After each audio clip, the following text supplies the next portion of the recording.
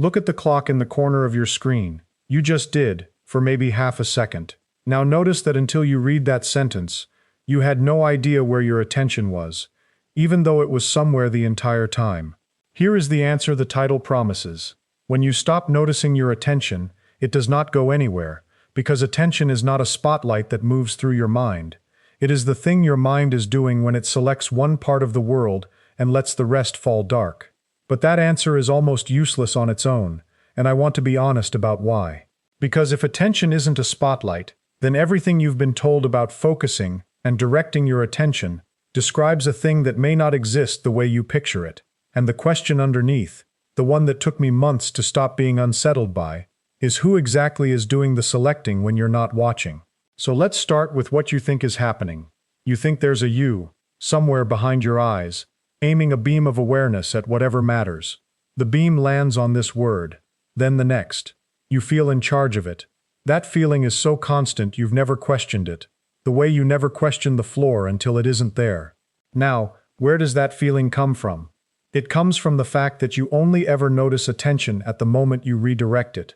You catch yourself drifting, you pull back, and in that pulling you feel the handle of the thing. But think carefully about what you actually experienced. You didn't experience your attention wandering for the last 4 minutes. You experienced the single instant of catching it. The 4 minutes were gone before you arrived. So the question sharpens. If you weren't noticing your attention for those 4 minutes, was it yours?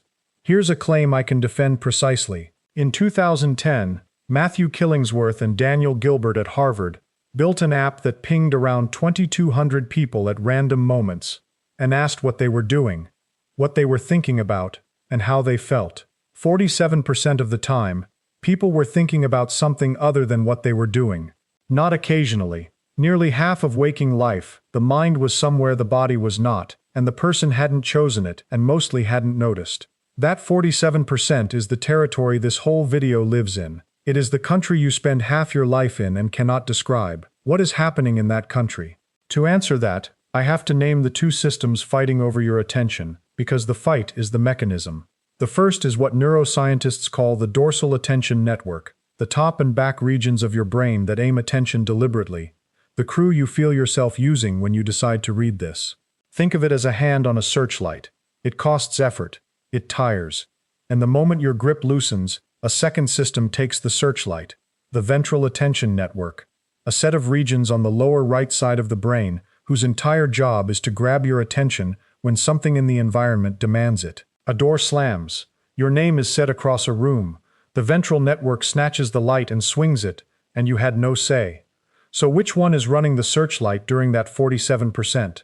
Neither, and this is the part almost nobody explains.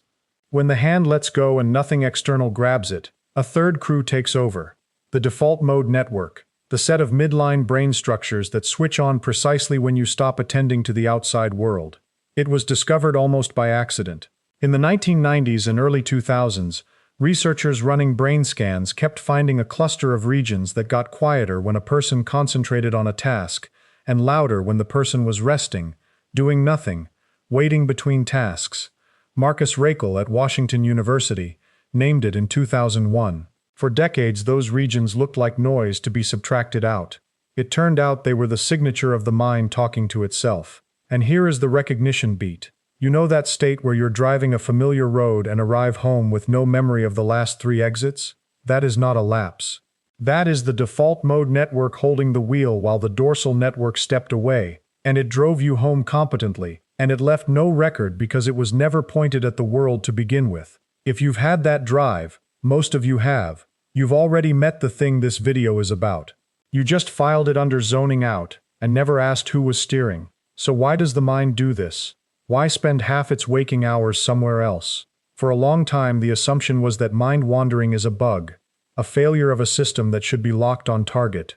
But that explanation has a problem, and I want to walk through it fairly, because the tidy story is that focus is good and drifting is bad, and the tidy story is wrong in an interesting way. The default mode network is the most metabolically expensive network in your brain. It burns enormous energy. Evolution does not fund a costly system that only produces distraction.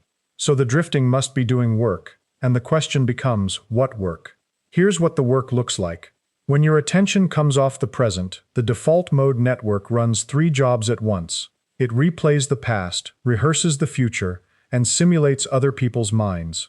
It's building and maintaining the story of who you are across time. That autobiographical thread, the sense that the person reading this is the same person who woke up this morning and the same one who'll go to bed tonight, is not a fact stored somewhere. It's a process, running in the background, stitching moments together, and it runs mostly during the 47% when you aren't looking. The self is assembled in the room you leave when you leave the room. Let me give you an operable picture, because this is where it stops being abstract. Think of a night watchman in a museum after closing. The visitors are gone, the exhibits are still, and the watchman walks the halls with a flashlight, checking that the paintings are where they should be, that the story the museum tells still hangs together. That's the default mode network in the dark hours of your attention. Not idle, not lost, but maintaining the collection. And here's the unsettling part of the picture. You are not the watchman. You are the museum. The watchman shows up when you leave. Now, a harder question. If your sense of self is being maintained by a process you don't consciously run, what happens when that process runs too hard? Because it can. In depression and in rumination, the default mode network becomes overactive and won't release the searchlight back to the world. The museum watchman starts pacing the same three rooms, replaying the same paintings, and the dorsal network can't wrestle the light back to the present. You, Willem Tromp and Norman Farb and others studying rumination have described exactly this, a mind stuck in self-referential processing, unable to disengage. What you experience from the inside as, "I can't stop thinking about it," is, from the outside, a network that won't hand back the light. This is a genuinely difficult and sensitive area, and I'll say plainly that if this describes something you're living inside right now, the drift I'm describing stops being a curiosity and becomes something worth talking to someone about. But hold the ordinary case in your hands a moment longer, because there's a stranger layer here. Ask yourself, when your mind wanders, do you decide to wander? Try to catch the beginning of a single wandering thought. You can't. By definition, the moment you catch it, you've already stopped. The onset of mind wandering is invisible to the person doing it. This is one of the most reliably measured findings in the field. When researchers catch people mind wandering during a reading task and ask, "Were you aware you drifted?" a large fraction say no, not until asked. So the thoughts that fill half your life arrive without your consent and often without your knowledge. Which raises the question I promised at the start, and now it has teeth. If you don't launch those thoughts, and you often don't even notice them, in what sense are they yours? I want to be careful here, because it's easy to slide from that into something spooky, and the truth is stranger than spooky. The thoughts are yours in the only sense that matters. They come from your history, your memories, your particular brain. But they are not yours in the sense you assumed, the sense where a little commander in your head issues them. There is no evidence for the commander. When you look for the one who chooses, the way you might turn around fast to catch someone behind you, you find only the next thought, already underway. Let me stay with what you can verify in your own experience, because this channel isn't worth anything if I'm just telling you things. Try this now, actually now. Watch for your next thought. Just wait for it and try to see it coming. What you'll find is that thoughts don't approach from a distance. They're simply there, fully formed, and then you're in them. There is no runway.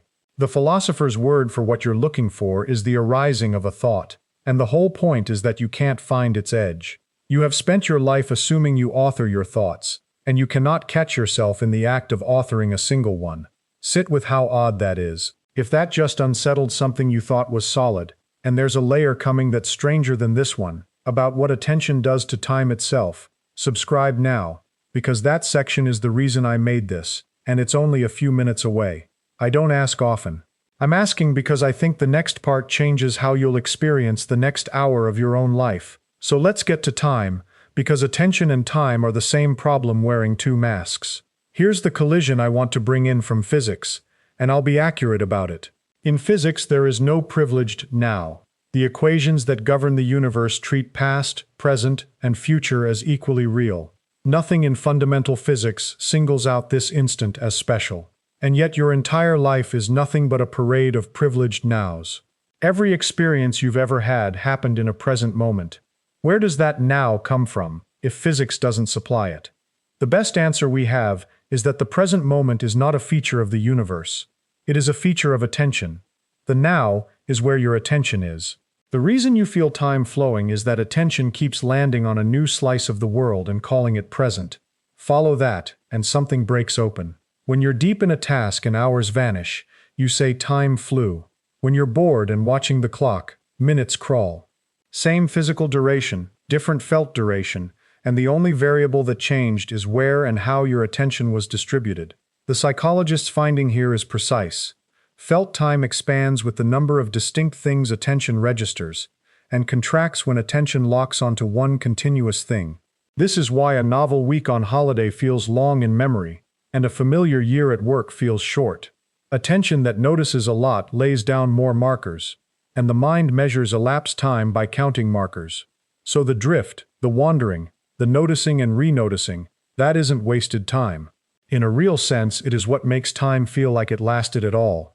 Here's the recognition beat, and it's a bittersweet one. Think about why childhood summers felt endless, and last year felt like a weekend. As a child, everything was new, so attention marked everything, and the summer swelled with markers until it felt vast. As an adult, the days are familiar, attention stops marking them, and the year collapses into a handful of moments. You didn't lose time as you got older. You stopped noticing it, and unnoticed time doesn't get recorded. An unrecorded time feels like it never happened. If you want your life to feel longer, the mechanism is not more years, it's more attention. That is the closest thing to a practical truth this video contains, and I'd hit like if that reframed the last decade for you at all, because it's the signal that puts this in front of someone else quietly losing their years to the familiar. Now let me do the thing I try to do in every one of these, which is turn a knife on my own argument. I told you 47% of waking life is spent mind-wandering, and I let that number sit heavy. I should be straight with you. That Harvard figure came from smartphone users who chose to install a happiness tracking app, which is not a random slice of humanity, and the number swings a lot depending on the task. During effortful work it drops. During dull routine it climbs well past half. The 47% gets quoted as a hard universal law, and it isn't one. The finding that holds is the shape, not the exact figure. A very large fraction of your mental life happens off stage, and you don't choose most of it. I'd rather you trust the shape than repeat a number that falls apart the first time you check it. And this audience checks, so where does this leave the question we started with? Where attention goes when you stop noticing it? Let me gather the threads, because they converge. It doesn't go anywhere, because it was never a moving object. What happens is that the deliberate crew lets go of the searchlight, and the default mode network takes it, and it turns the light inward, and begins the quiet work of maintaining the self, replaying, rehearsing, simulating, stitching your identity across time. And it does this in a present moment that physics says shouldn't exist, and now that your attention itself is manufacturing slice by slice, which means something I find genuinely hard to hold steady in my mind. The two things you're most certain of, that you are a continuous self, and that this moment is really happening now, are both produced by the same process, and that process runs mostly when you're not watching it. You are most yourself, in a sense, in the half of life you can't remember directing. I'll be honest about the limits here. There are serious researchers who think I'm overstating the strangeness, that the self is perfectly real, just distributed, and that calling it manufactured smuggles in drama. They're not wrong to push back. Others go further than I have, and argue the whole feeling of a continuous observer is a controlled hallucination the brain finds useful. Depending on which lab you trust, this either dissolves the self or merely relocates it. The truth, I think, sits in the uncomfortable middle, and I'd rather leave you in that discomfort honestly than resolve it falsely. There's one more recognition I want to hand you before I stop. You've had the experience of suddenly coming to, that jolt where you realize you've been somewhere else and you snap back into the room, the chair, the light, the sound of whatever's around you. Everyone knows that jolt. Ask yourself what that jolt actually is.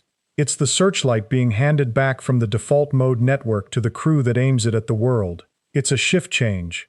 And the strange thing is that the version of you that was away, and the version that just returned, feel like the same person, seamlessly, with no seam at all, even though for the last few minutes nobody was home in the way you assume someone always is. The continuity you feel is stitched after the fact. The seam is hidden, because the same process that leaves is the one that reports back. So here's what I'd ask you to sit with, and tell me in the comments, not what you think, but what you noticed. Right now, having read this far, can you find the one who's been paying attention? Not the attention, the one behind it. Look, honestly, and tell me what you found, because I suspect a lot of us find the same nothing and have never admitted it out loud.